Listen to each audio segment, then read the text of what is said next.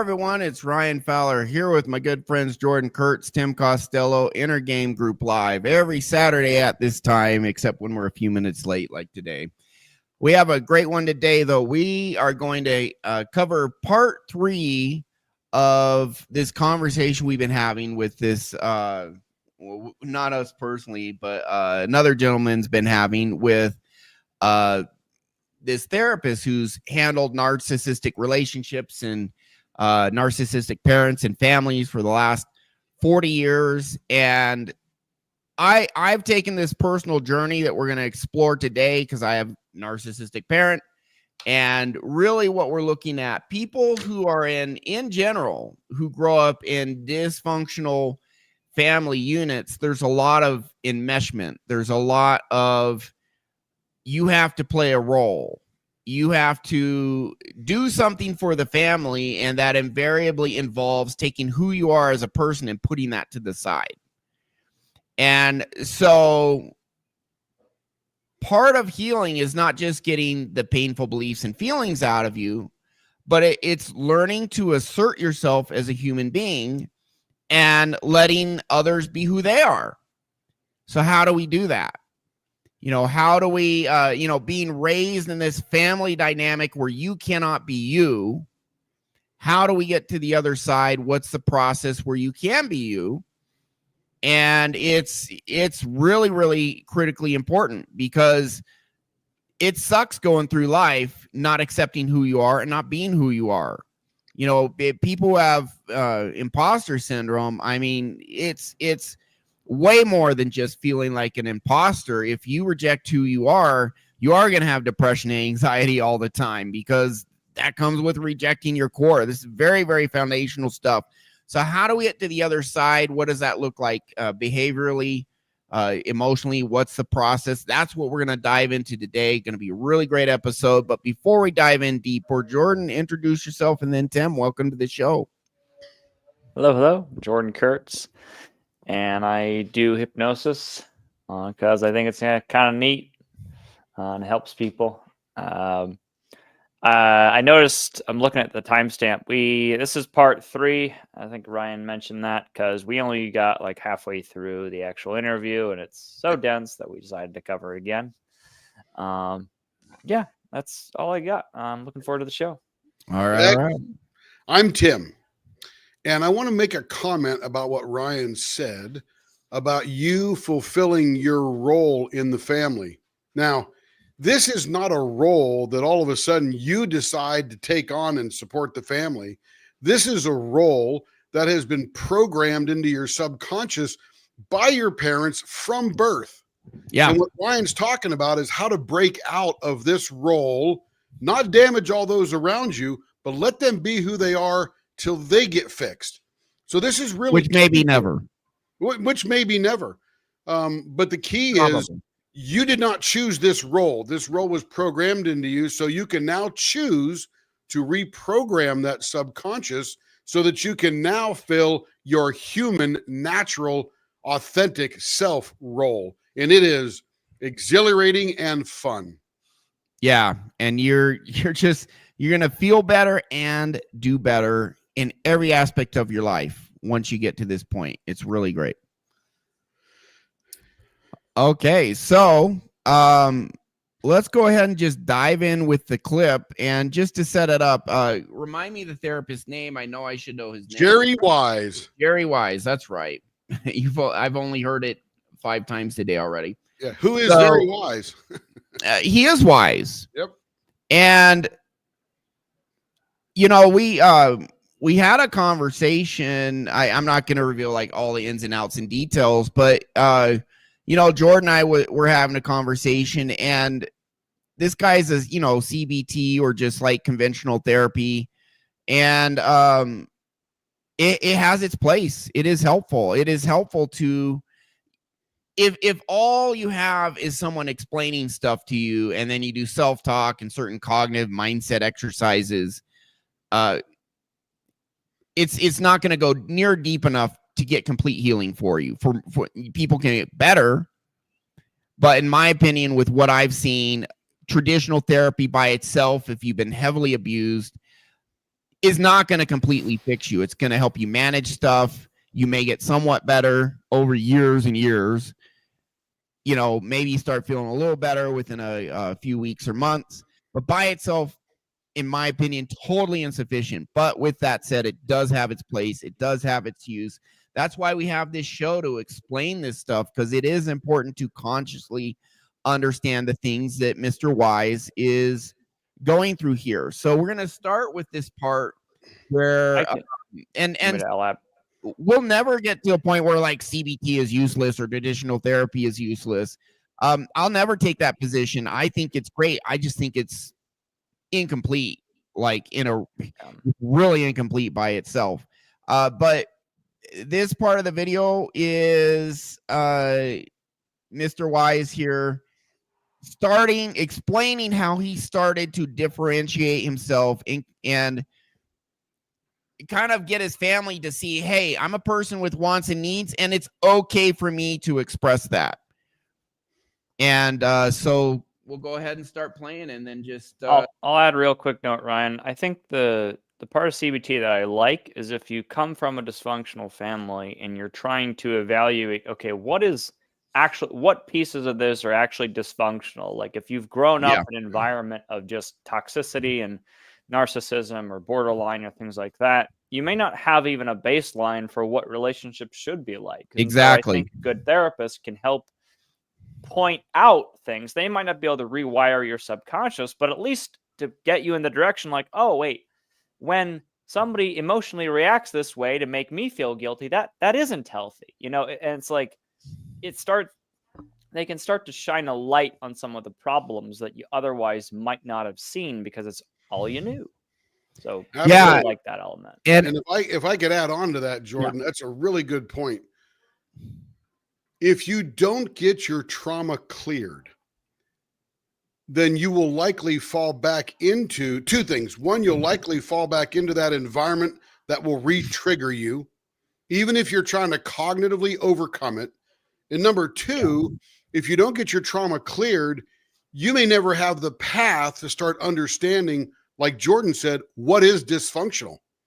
Yeah, you can't even get your head around it. It's all you've ever known. Right. What isn't working? What is working? What should it look like? What color should it be? All that kind of stuff. So I love therapy. I love all types of therapy, and I don't poo-poo any of them. You can even go get a Reiki cleansing. You can get your little colors read by that, whatever that thing is, whatever you want, right? Yeah. It's all knowledge. It's all understanding. You use what you want and dismiss what you don't.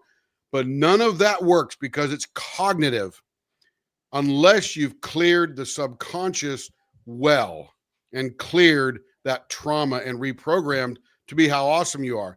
So it all works. It just won't work as effectively. Yeah, and I would say I love all effective therapy, and which means number one, the therapist has to be effective. Because I've been to some absolute crap therapists that can and do more harm than good. Most of them, I think, at least don't do harm, but not all. But yeah, you know, shadow work has its place. CBD has its place. There's something really interesting that's kind of halfway between what we do and normal therapy. It's called internal family systems. They actually do some brain rewiring. I'm not sure if they even understand how that works, but they are doing it. And so there's a lot of good therapies out there, but of course you got to make sure the therapist is good. I've ran across some terrible ones. So that Tim mentioned. What's that? What was the therapy? Something raking? There's some Reiki. Oh, Reiki. That's the type of massage, but they don't even really massage you. Okay. Yeah, it's sort of of energy healing. There's people that love to do it. It's very spa-like, and if nothing else, it makes you feel good. But your subconscious, no matter what you do consciously, will win out. Why does it win out? Because your cognitive effort runs at about 40 beats per second, or whatever words you want to put in there, something 40 per bits. second, right? Of processing. Your subconscious is running at 40,000 bits per second. So it's constantly scouring your environment, looking for patterns that it recognizes so that it can protect you. And some of those protections are anxiety, depression, procrastination, self-loathing, all that kind of stuff. Even though none of that to a toxic level is any good for you, it thinks it's protecting you. It's trying to. It's Yeah, it's trying giving it a to shot. serve you. It's yeah, all of our emotions, the subconscious is the root of those emotions. Yeah. All right. All right. All right, I got the video queued up. Let's dive in. All right, and I put it on 1.40, 1.25x speed just to Okay. Cool. see if we can actually get through it today. Ha. Oh, no, it's done. With no Muted. sound. Sound man. Self-differentiation. Makeup. I don't wish to do this. That's not my preference. Just a little bit And she farther. just ignore it. Yeah. Oh, A little farther. Yeah, just like 5 seconds more. That's So you good. sitting there all understand what around he's the table, talking she about. looks at me and goes, What'd you Jerry, do? would you like to? Did you give in? And this was one of my major steps of self-differentiation. Mom, we had discussed this several times.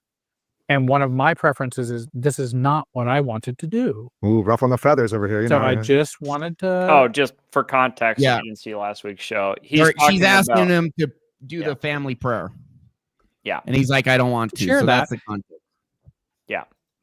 and then shut up.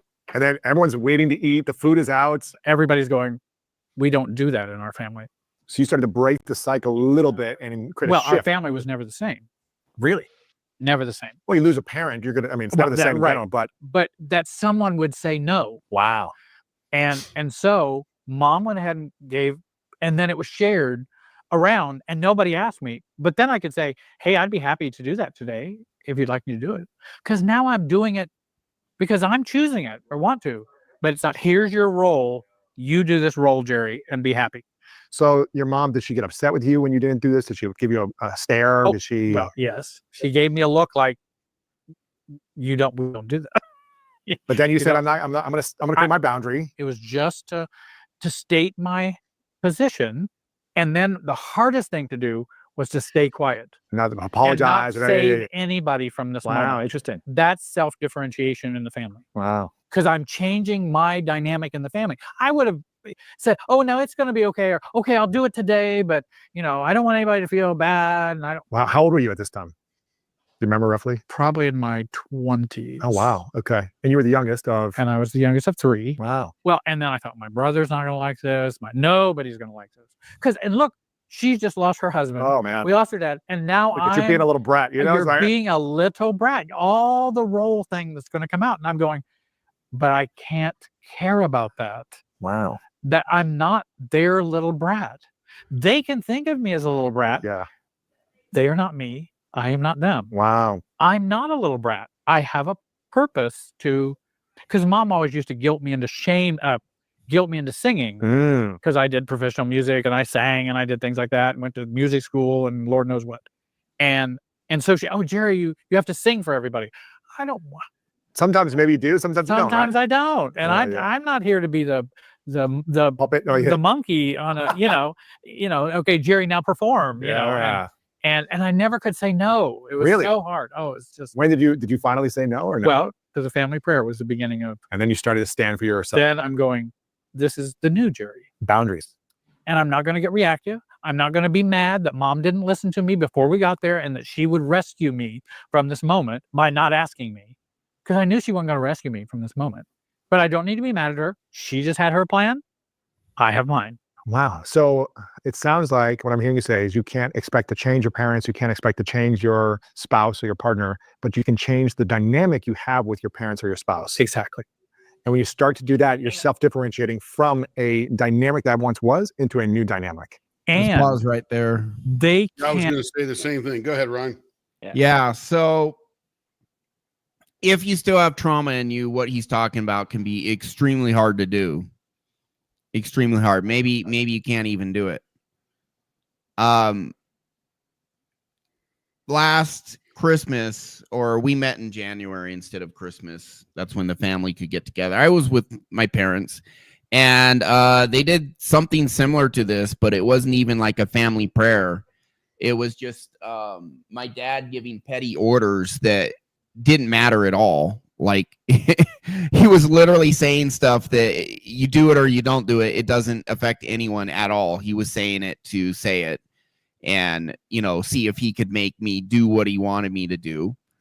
And because I've cleared my trauma, because I've rewired my subconscious, it was pretty automatic where I just said, Dad, don't tell me what to do. And he was like, what? And I know I talked about this before, but it's so relevant to today. And I wasn't angry at him, but I was very firm. I was like, I'm not 2 years old. I'm not a 2-year-old. Don't tell me what to do. I'm a grown man. He's like, are you a sourpuss? And he literally said that. And I'm like, don't tell me what to do. I'm not 2 years old.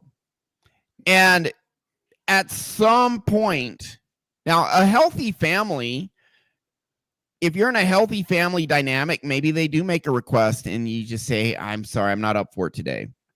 That's it. And they're like, oh, okay, no problem. That's a healthy family. And of course, you know, we're talking in generalities here. But dysfunctional families, they very much have this rigidity. You have to do this. And the message that's given to the kids is, we don't care about you. That's literally the message the kids get. We don't care about you. Just do it. I don't want to hear your opinion. You know, they'll be like, don't talk back to me. Like I heard that when I was a kid. Do it because I said so. I heard that as a kid. And there was very much growing up this intimidation and fear. And if you, as a child, if you didn't comply, they would just turn up the psychological pressure, like intimidation, emotional bullying, higher and higher and higher. And yeah, it's predominantly my mom, but my dad does it too, as my dad in this case. And we get the message as children, wow, what I think, what I want, again, in dysfunctional families, what I think, what I want, and therefore who I am doesn't matter.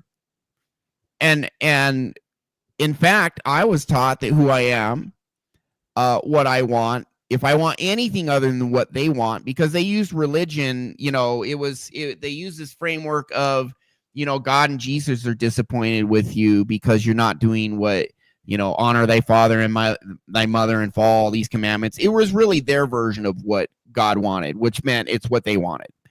And so I literally felt I was bad and evil for having any of my own wants and desires. And that's, you know, that at the extreme end, it leads to self-loathing, self-hatred, all of that.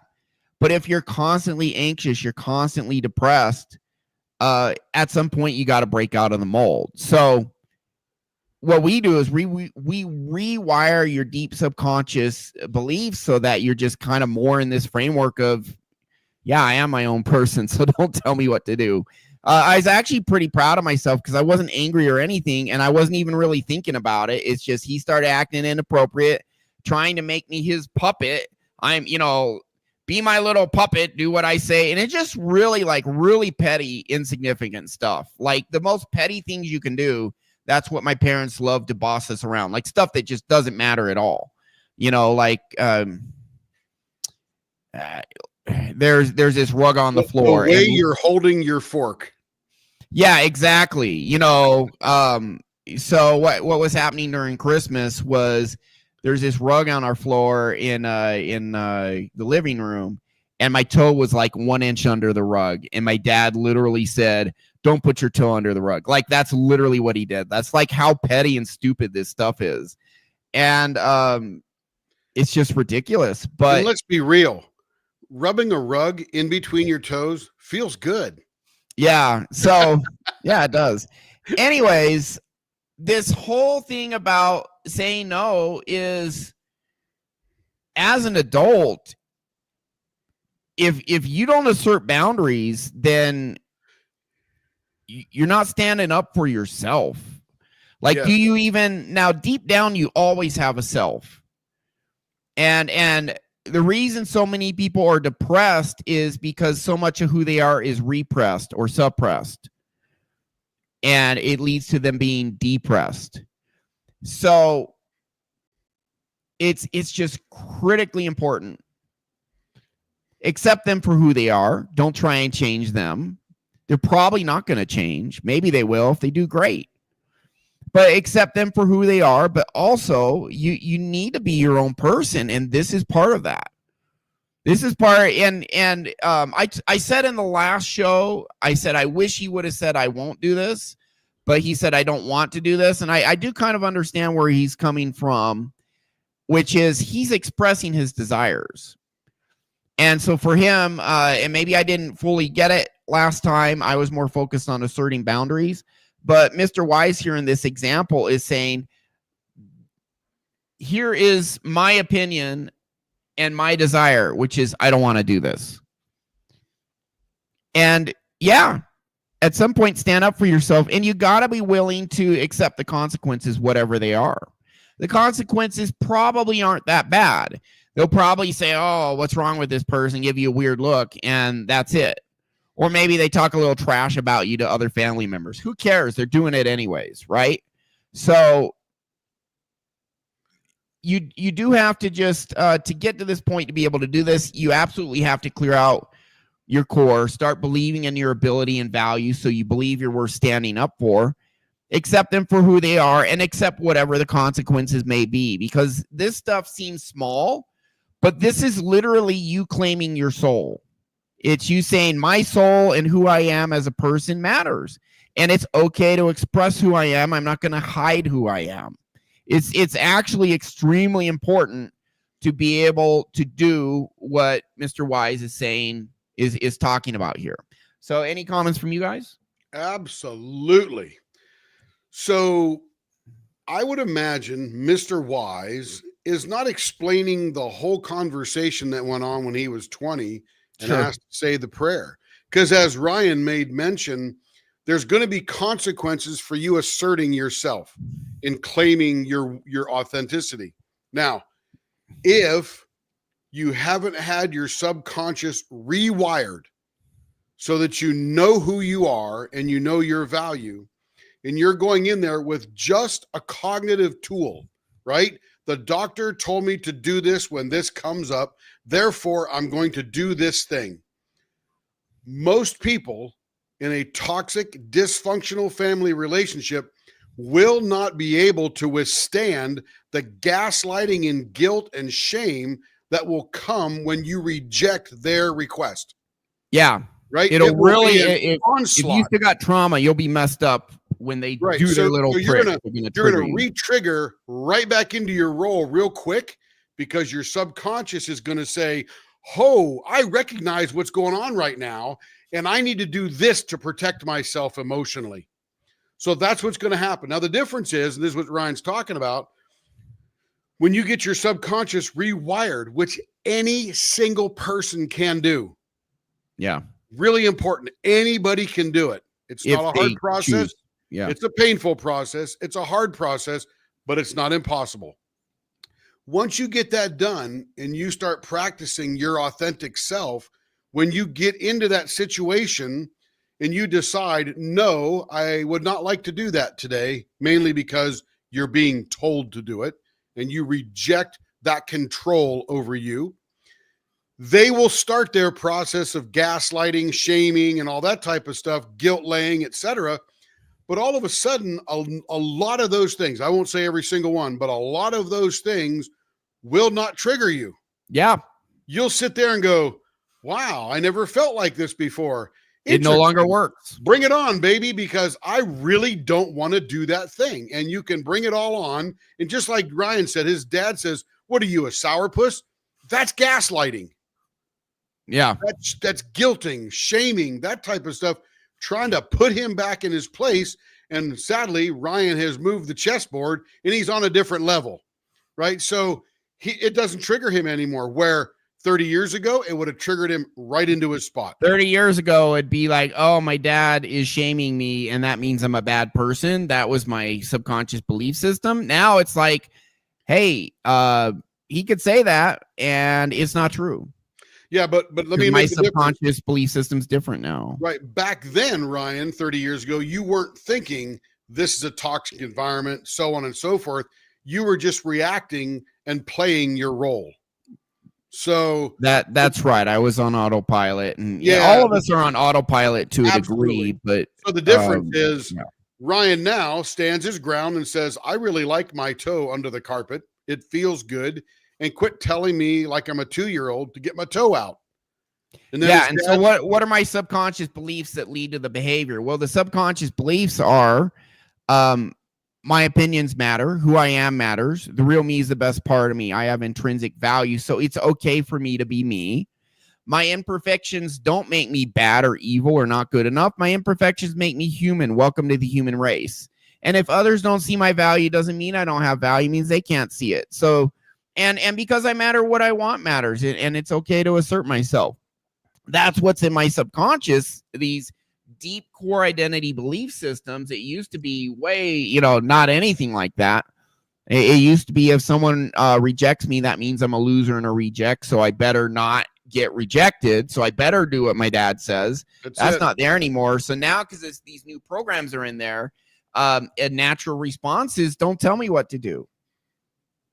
how well does not your angry at computer him, just run? saying it. What's that? Yeah. How well does your computer run? And this is to the whole world. When your computer doesn't have a virus, Runs a it lot better. runs fabulously. Yeah. But when it's got a virus, which we'll call toxic programming, it doesn't run very well at all. Yeah. To support the human being that it's in. All right. Okay. But real quick, Ryan, keep that mic like a little further away from your face. You're coming Okay. Am I distorting? All right. Yeah, a little bit. No, that's better. And I was just going to talk about the shame stuff, because I think that, remember, when the parent only has that one tool or a couple of skill sets to actually like talk to their kids, I mean, it's like that's all they know. So they're not going to suddenly stop because you say, this is my boundary, I don't want to be talked to this way. It's like they only have the one skill set. Maybe they do it less, but you can't, unless they've gone to therapy or learned something new, like they only have the skills that they have. If they only have a hammer, everything looks like a nail, right? And so it's on you ultimately to make sure that that those shaming tactics and that, or the manipulation or the emotionalism or whatever doesn't affect you. That you, like Jerry was saying, is like, well, I expected my mom to do this. I know she's going to do this. She's going to. But there's a really important part there, I think, where he's like, Mom, I don't want to. He told her before the dinner, right? He's like, okay, I don't want to do this. And she's like, oh, we'll see. And he knows in his head exactly what's going to happen. He knew that this was going to happen, that the moment they get at the dinner table, she's going to turn to him and hope that the pressure of being there right in front of everybody else and the hot food and everybody's hungry, the pressure will push him into that. And so good on him for, a lot of people, they struggle with that because that's a lot of social pressure. Everyone's looking at you now. How are you going to respond? Are you going to cave to that? And that's what the mom is relying on. She may not even realize but she's relying on that external pressure to be like, of course, Jerry's going to do this. And so when you've done the hypnosis on yourself and you've cleared out those subconscious programs, that pressure has nowhere to go. It doesn't affect you because you're like, of course not. It's not a match for my identity now. So yeah, that's my takeaway from that. Good explanation. I like it. Okay. Moving on. Yep. Not a match for my identity. Man, I like that. Mm-hmm. Where's my mouse here? Come on. There we go. Can't stop that dynamic change. They might throw a fuss. They could throw a fuss. Might scream. They might scream. Silent treatment. We also have 3 levels of resistance. What are those? That if you go through those 3 level of resistance, you'll come out at a higher level. First level is, Jerry, why are you saying no? You won't do this. Second stage of resistance is, Jerry, no, you need to be doing this, and I'll be upset if you don't. Third, do this or else. Oh.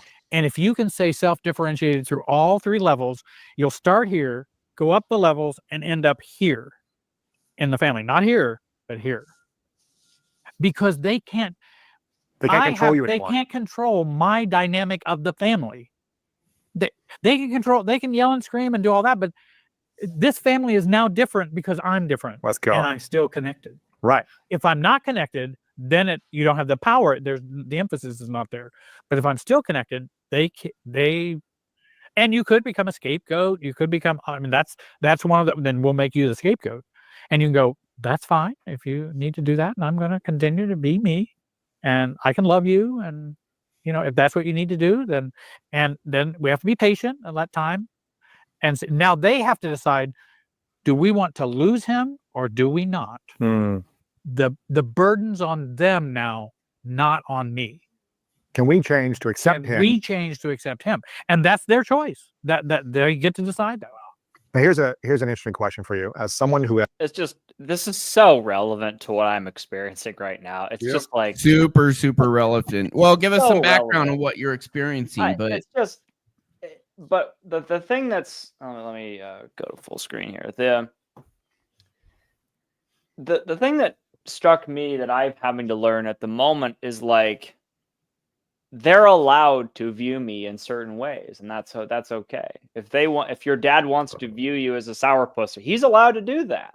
yeah, You're not here to change them. They're probably not going to change. We can wish the best for them, but they're allowed to have these kinds of judgments. But but just as I am too, I can also see the family situation for what it actually is versus what they're presenting it as. And so it's not, he's exactly right about this. Maybe you'll end up the scapegoat. Maybe they use different levels of shaming tactics or threatening tactics to try and get you back in that role because you're bucking the system, apparently. I mean, why is everyone trying to control each other? Because no accountability, I think, is really what it is. They need to have control to be okay. Right. And how narcissists are is they have all these insecurities, but if they can control others, then they feel in control. Yep. Now they feel safe. But that's their trauma. It's not ours. And it's not right to sacrifice who we are as human beings just so that they can feel safe. Right. And figuring out how to accept your family members for what they are, not what you wanted them to be. And that might take and if you were really invested in that might take a grieving process, granted, because that person, the idealization is dead. It's almost like the person in themselves is what you wanted was dead. So that can take some time. But once you're over that period, I think Ryan can probably agree with me on this, is like you accept them for what they are and you let go of all that crap. It's like it's freeing. Because you're like, okay, it's okay that this is how it is. I can get my validation and love and support from other people that actually can provide it. Because first of all, I can give it to myself. Exactly. Give Give it to yourself. Jordan, I would imagine that there was what's the right word? There was a persona maybe that you viewed of them. Maybe an older sister. She was the leader of the pack, or the younger sister. She was the baby, could do no harm. And you sort of have this, like you mentioned, an idealization of who they are. Once you repair you and you get a new subconscious and you know your own value and give yourself validation, you won't view them that way anymore. And there is a grief in that you've lost that persona.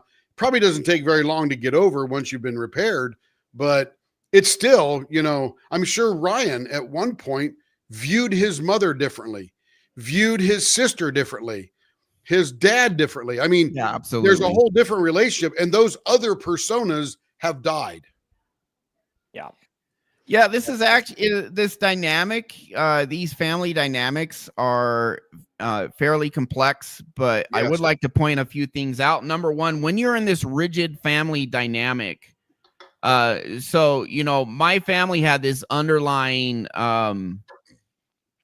there's an underlying message conveyed, which is no matter what, we're family and you must accept how things are. And there were two messages. Number one, You cannot express who you are. You need to sacrifice yourself to the needs of the family. But number two, the family can do whatever the hell it wants, and you must accept it because we are your family. So Right.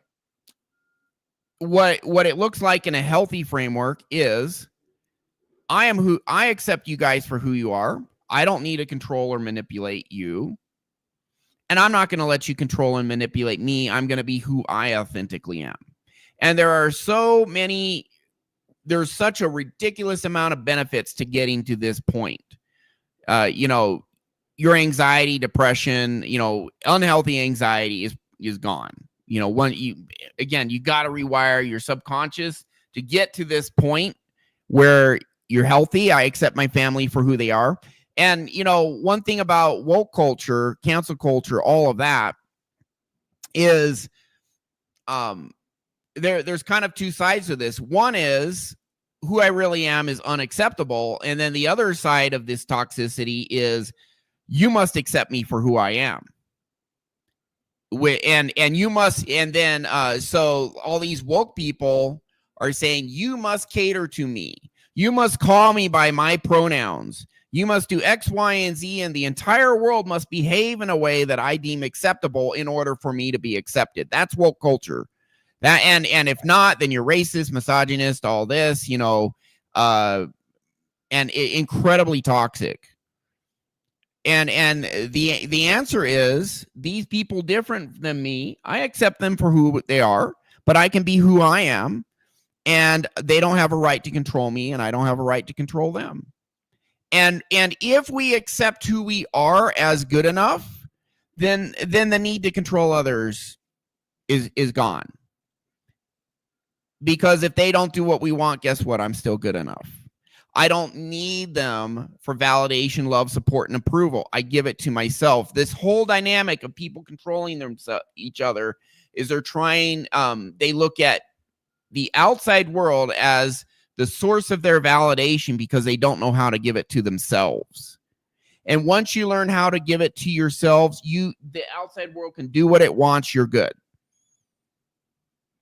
So all of these people that need others to cater to them, they don't feel good enough. And they have this dysfunctional model of expecting the outside world to do certain things so that then they're good enough. So then they're safe, then they're valued, loved, etc. And it doesn't work because they're trying to control things that ultimately they cannot control. So when you get to this point of I'm good enough for who I am, I accept you for who you are. I accept I don't have that, you're good for who, I'm not controlling you. You're not controlling me. And also, I'm going to be who I am regardless of the consequences. Now you have a position of power. Now the thing about my family dynamic is all the power they exerted over me was psychological. And if you just say, nope, I'm not going to accept that, their power over you is gone. It just evaporates like that. So many things we do in life, we do because we think others can hurt us or I need to do this to be safe. And it's not true. You get your subconscious right and you say, well, listen, I'm going to be who I am. And if others reject me, so be it. I'm still good enough. Now, like with narcissists, 95% of their power is gone, maybe 100%. Because they're it's all psychological manipulation with very little real world consequences. Now, I said 95%. Because there are situations where a narcissist may try and, maybe they try and sabotage your career. Maybe you're married to one and you're getting divorced and they're using the court system against you. So I won't say 100%, but I will say 95% of the manipulation that these predatory people use is if you just say, no, I'm good. I'm going to do what I want regardless of what you want or think. And all your psychological stuff doesn't work on me. You trying to shame me doesn't work. You get your core good. That's how it is. It doesn't work anymore. Their stuff. All of a sudden, they really don't. And you also say, I'm willing to accept whatever consequences come. I'm going to be myself anyways. Now you are in your power, and now they have no more power over you. And that is a really good feeling. Trust me. That's a victory. Oh yeah. Yeah. Oh, I don't hear you, Tim. Sorry, my mic was muted. You know, when you said that the family needs to stick together because we're the family and all that kind of stuff, quickly brought to my mind one of the most often misused phrases ever. And What's that that? is blood is thicker than water, right? It's actually turned around. The original phrase was the blood of the covenant is thicker than the water of the womb, which means those with shared experiences and loyalty may be stronger than those of familial ties. But other people have flipped that around by saying our blood, you know, your blood, my blood, because you came from us kind of thing, is thicker than water. And I'm going, what water are they comparing it to? I never understood that. But Gemini will tell you all about that if you want to look it up. And then on top of that, some of the manipulation that we hear, and I saw this meme this week. Yeah. You know who Stephen Fry is? He's that British guy that does a lot of philosophical stuff. He said, and I love this because narcissists will use this as a beginning of controlling those around them. Absolutely. It is now very common to, this is Stephen talking. It is now very common to hear people say, I'm rather offended by that, as if that gives them certain rights. Yeah, as if them being offended means you did something wrong. And right, that's not necessarily true. It may be true, but it's he not continues on by saying it's no more than a whine. It has no meaning. It has no purpose. It has no reason to be respected as a phrase. I'm offended by that.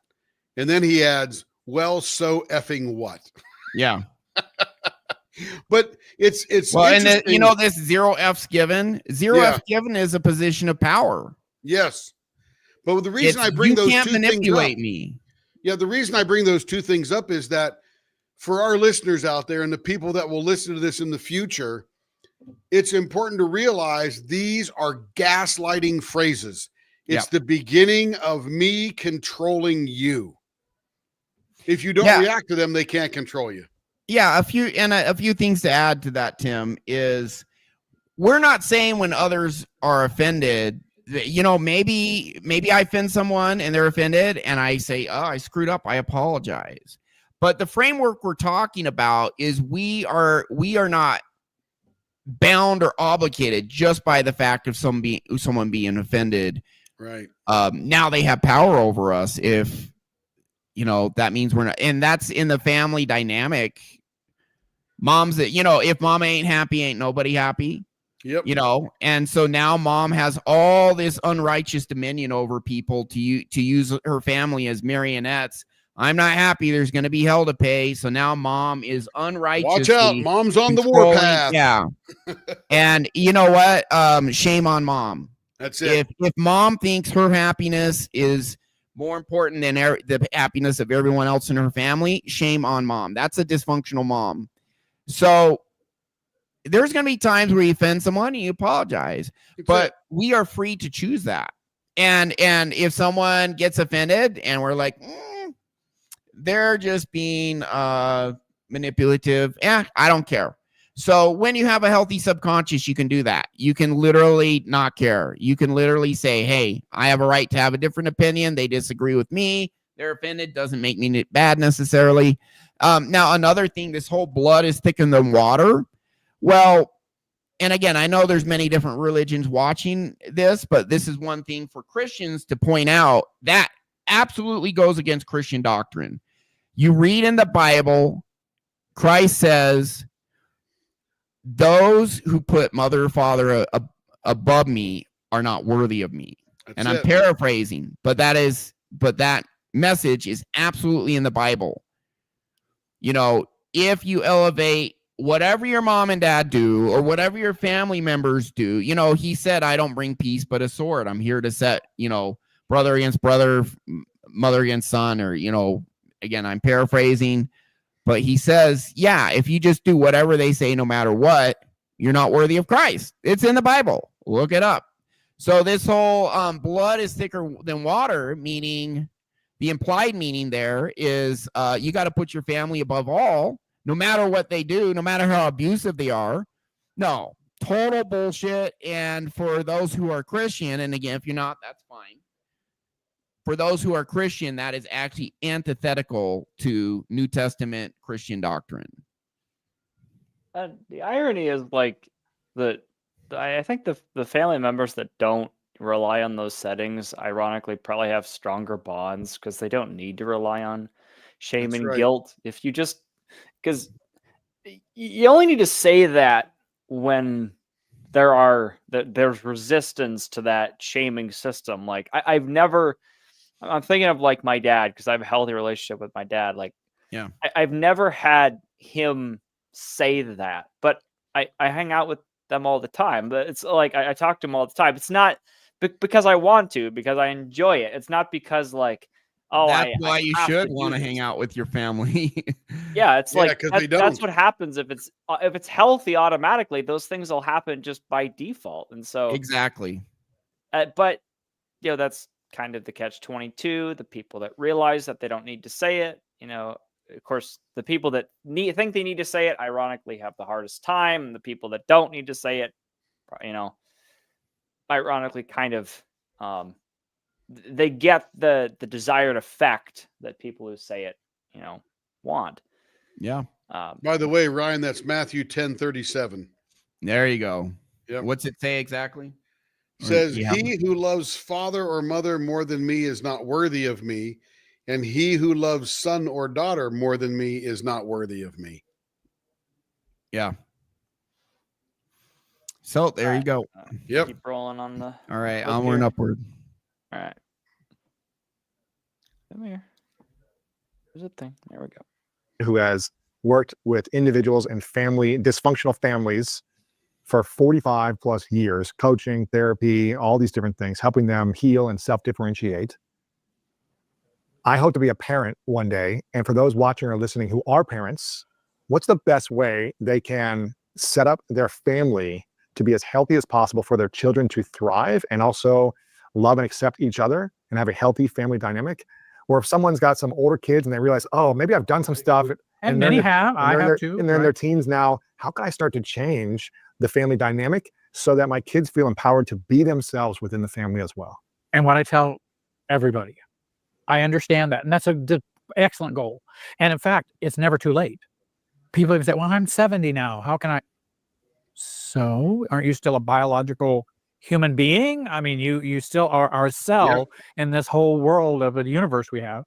So you're still functioning in that, so you can change. Now, some people can't change because of very real limitations. And I understand that. Even some narcissists, they're so broken because of that. But you can change. And that what we want to do is focus on whatever you want for your kids, you must obtain for yourself. Mm-hmm. So it's not what you teach them, it's what you be to them. That's much more powerful than anything you say. Can you give some examples? Well, people will say, now you need to, you ought not do that, you ought not do that. And but the thing is, if I am mature, if I am less reactive, if I am more calm, if I am more thoughtful, if I am able to see a more clear view of how all the system works in my relationships, that comes through because of the connectedness. And that's the more powerful dynamic than all the book reading you do about how you tell people, as a marriage and family therapist, people are always asking me about parental advice, and there's good advice out there. You can read tons of books on parental advice. But the thing is, if the envelope is bad, then the message in it is going to have a good message in a bad envelope. I'm talking about changing the envelope. Then you put the good message in, it's all different. And so many just go, well, I'm going to give them this envelope, but you're living like crap. You hate yourself, and you're telling them you need to love yourself. You need to bad envelope, right message. Let's get good envelope, I'm not going to tell you to love yourself. I'm going to love myself. Yeah, you need the messenger to be in alignment with the message. Exactly. Stop Now, right so it sounds there. like step one, if you want to be a great parent, Yeah. If you want to be a great parent, get yourself emotionally healthy, fix your core. Because kids observe and model what their parents do. And let's see, Leopard Leatherworks, when adult family members tell you, you know, my birthday is this week, what are you going to get me? Trying to make you feel bad or good if you don't do what they think you should do. Yeah, that's the shaming. That's the guilt. Yeah. I can't relate to that at all. Yeah. Not at all. I've never had that happen to me. What are you going to get me? Or that, or like, I'll say, you know, I'm on a trip somewhere and I get my girlfriend something. He's like, oh, well, what did you get me? What did you get me? Nothing. So isn't it great if you have a family environment where you could just tell a joke there and everyone would laugh? Yep. What did you get? You know, what did you get me? Oh, well, here's this lousy t-shirt I don't need anymore. You know, and if they could genuinely laugh at that, that's a hallmark of a, you know, healthy family. But right? a healthy family probably wouldn't have said, what did you get me? Yeah. Well, maybe they say it in a joking way. Did you get me anything? And it's like, I Yeah, had happy thoughts. That's true. There is. Did you get me anything? I got away from you for a while. That was nice. That's a good point. I think the context does matter, because I have probably said that as a joke before. Yeah. But I think when you can tell when it's, but sometimes, but if it's constant and it's more like, are you thinking about me? Do you still like me? Are you going to give me that validation and acceptance? Are like when you people feel remember not who I good am, enough, right? that's where all this crap happens. All the dysfunctional crap happens. That's why they need control and manipulate others. That's why there's covert contracts. Right. Mm-hmm. And that's where all this crap comes in. And I'll say something else. When you get to the point where you say, listen, I matter, I have value. This manipulative, shaming, controlling, dysfunctional behavior is not for me. I don't accept it. It's only a matter of time before you get into really great relationships. You clear out your core and you say, this bad behavior is unacceptable. I'm not going to accept it. I'm going to assert myself. I'm not going to do what they say because it's dysfunctional. It doesn't let me be me. They're making me their puppet, etc. You stop tolerating that and you'll get what you do tolerate, which is going to be a lot better relationships. Maybe not with your family, maybe with other people. But I got rid of toxic people in my life, and what surprised me is they were quickly replaced with people who weren't toxic, who were really great people like you guys. And you just end up having really good relationships when you stop tolerating bad ones. Right. And like, I don't force my parents to be good to me. I say, you can be who you are, and if it's unacceptable, I'm going to distance myself. Or you can go no contact. I don't want to go no contact. My parents, they have good redeeming qualities too. I don't want to demonize them as all bad. They're really just dysfunctional, you know. Yep. I won't say they're bad people. I think in some ways they try and do the right thing in many ways, but their idea of right and wrong and they just have a lot of messed up stuff in them, you know. There are very few people who are 100% bad. There's a couple. Very few. But most people have intellectual capabilities, workability, hireability, communication skills, etc. They just have a bad self condition. Yeah. Yeah, and both my parents come from very, very dysfunctional backgrounds. So yep. I don't have any animosity. I think in many ways they're trying to do what's right. So, yeah. Absolutely. And you also don't have guilt for thinking that they might be dysfunctional. And you're okay with that. Because I'm okay with that. Yeah. A lot of the, like, for me, what I was fighting was like, I knew this was dysfunctional, but I was made to feel guilty for recognizing correctly that it was dysfunctional. Yeah. And so it's like, you're allowed, And to be fair, they're allowed to think that I'm a problem because I recognize that. But I'm also allowed at the same time to correctly identify when people are. I agree with Ryan, probably doing their best. They're trying. I think people They're try more and generally wounded do the than best bad. they can. They're more wounded than bad. Yep. Right. Yeah. Right. All right. We ready to keep? Is that Yeah. Man, we're not getting very far this time. We've only got about even on 11 minutes. 1.2x speed. All right. It's okay. Start reparenting yourself and healing the inner child. Step 2, learn self-differentiation from your own family as well. Absolutely. But self-differentiation, it starts with like these small, courageous steps, it sounds like. It doesn't have to be, I'm going to explode the family dynamic overnight, but it's like, mom wants me to do this, and she's been wanting me to do it my whole life. I've always done it, and I'm not going to do it anymore. Dad wants me to do this, and I'm going to say, hey, that doesn't work for me anymore. Whatever it is, it's the small resistances.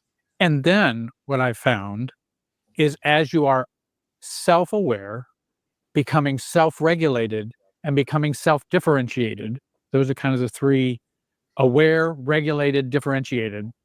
As you're doing those 3, and we can learn how to do those three, that it is better for it to take longer and be right and actually effective than go quick fix or shorter, and you go over and come back to the same spot. The other weird thing about change, and again, that's kind of been my whole thing all my life, is how do I change?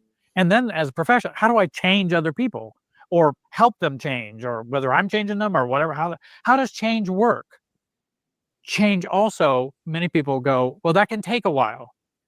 It also can take 2 seconds. Yeah. And you're never the same. Now, why is that? That's a change. People will tell me that all the time, that I've never been the same since that. Well, that's a pretty quick change. Yeah, I decided. That's a pretty quick awareness that you had. So there's the long work, and then along the way, you'll have these moments of I'm just so different, and I think that's really a cool part of the work. Why not just all at once? Help people with. And Yeah, because one of the challenges I felt like I lived with, and I think a lot of Yeah, you want to comment on that? Why Well, not we all of a accelerate that sudden, a greatly. huge change? Yeah. We accelerate that greatly, like massive, huge change. But what I'll say, when you fix your subconscious, a lot of this stuff tends to come naturally, but having someone explain what is healthy so you consciously understand it is really, really beneficial. Absolutely. Because even though your subconscious is fixed, your overall, once your subconscious is in a good place, your core beliefs, it's way easier to adopt the stuff he's talking about. And I'm talking from experience, but also my clients, me, seeing Jordan, Tim's wife. But for the most rapid overall growth, understand it consciously, get your subconscious aligned, everything's on the same page. Some things will come over time. What's really interesting with what we do is we get you massive change, and then you're like, oh yeah, my life's so much better and I'm just doing so great. And you go through life, and then after a while you realize, I am still struggling here. And then you rewire that part of your brain and you fix that. And then after a while, maybe you lose a job or you go through some other type of stress you usually don't go through. Here's something I'm struggling with here. It's still subconscious. And then you have another spurt of growth. So that's how it tends to happen for us, is we call it peeling back layers of the onion. You heal stuff, you go through life. As you go through life, you get even greater awareness of what's in you that still needs to change. Working with a therapist can accelerate that awareness. And then we actually make the change. So it's still a process, even with subconscious rewiring. Just with subconscious rewiring, you get this like really big upfront massive change. And then you can have these bigger breakthroughs over time. But still having a therapist that gives you more awareness of what is healthy is absolutely very beneficial. And so we use a combination of techniques for people who come to us. 30-40% of the time of the session is in hypnosis. The rest is talking. And that's for a reason. Anything to add, guys? No, that's good. That's it. We'll be back next week for the other 45 minutes of this. Where are thing. we at now? How far are we? 55 minutes. We're at Okay. 57 out of 120. So we got about About 25 12 minutes to go. 13 minutes of that done today. Yeah. So that's more than I thought. I thought we got like 6 minutes. It's really a lot of good stuff, quite frankly. It's a lot of stuff to riff off of. And guys like this, they understand what it's supposed to look like. It's just if you don't know how to rewire your subconscious, it takes way freaking longer to get there. I got to tell you, deep and down, I would love to have Jerry sitting next to me. Jerry, let me knock down and rewire, and then you show them what functional is supposed to look like. Yeah, exactly. That would be awesome. And then my subconscious healthy. I can actually implement this now. I don't have internal resistance hold me back. Yes. So if you want to get a dose of that and see what that's like, you see the banner scrolling at the bottom here. Go to our free self-hypnosis course, which is on our school community. And it's scrolling by here at the bottom, school.com. Join our free community. There's a free self-hypnosis course and program there, free ebook. Explains how your subconscious mind works, and a free audio so you can actually start rewiring your brain. School.com/RyanFowlerSOS -7231, or also go into the description. You can book sessions with any one of us. We are happy to help. It's our honor and pleasure. And everyone could use an upgrade, even if you're not struggling. If you are struggling massively, get some help. But everyone can use an upgrade. Your life will be better. Give it a shot, at least the free program, or get a big boost and do sessions with us guys. So there's my pitch for that. Anything to add? Nope. Good to go. We'll do more next week. All right. We'll do more next week. And anything, Jordan? No, that's it. Okay. So thank you for watching. Thank you for tuning in. I hope you have a better idea what a healthy family is. Really a bunch of people who respect each other, who let them be themselves, and then support each other. And if you do that, you end up with a family where you actually want to hang out with these people. Like you actually genuinely would look forward to Christmas and to spending time with these people. And if you don't have that, if your family's not willing to become that, because we can't change them, that's okay. You can find healthy people who will be that healthy family for you. It's absolutely doable. You can find good friends, etc. But it starts with you. It starts with getting your internal world good. It starts with differentiating yourself, becoming this, the human you are meant to be. We're not meant to just be cogs in a machine. We are human beings, and we're meant to embrace who we really are and then become the best versions of who we are according to what we want and what we define. If you try and become a cog in the machine, this depression, this anger, this rage, this anxiety, all this other, now you're an alcoholic, that's when all this other stuff comes out. It does not work. And there are just billions of examples, of people trying to do it that way, the dysfunctional way. And there's just massive evidence. It just leads to misery. So we're telling you a way that leads to happiness from experience for ourselves, working with our clients. You can do it. You can get there, even if you feel you're very far away from that. We were far away from that at one point. We got there. You can do it. You truly do have more power than you know. That's our show. Thanks for watching.